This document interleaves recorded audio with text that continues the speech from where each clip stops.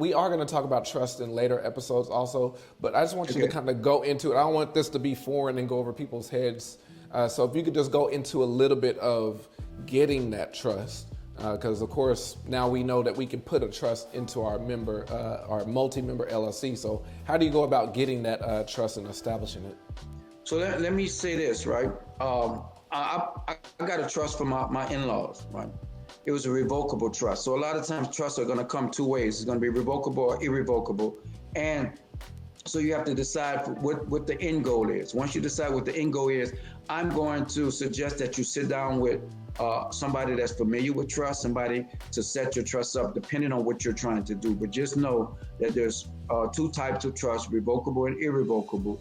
A revocable means you can change your mind. Irrevocable means when it's set, it is set in stone. And then you want to make sure that you're legally safe. What I mean is that there's some trust that's run by the state and some that federal government recognize.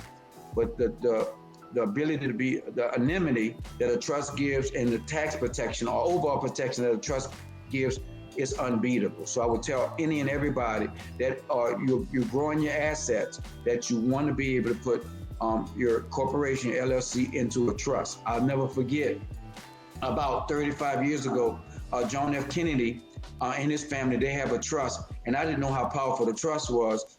They turned around and they sold one of their assets for $600 million. We're talking about 35, 40 years ago. So I didn't know how much was in the trust, but it sold that asset and closed right back up. So a trust is a great way to protect your assets and to be able to pay lower taxes on your LLC, because you only control 5% of the LLC, and your trust controls 95%, which has much more tax benefits than the individual.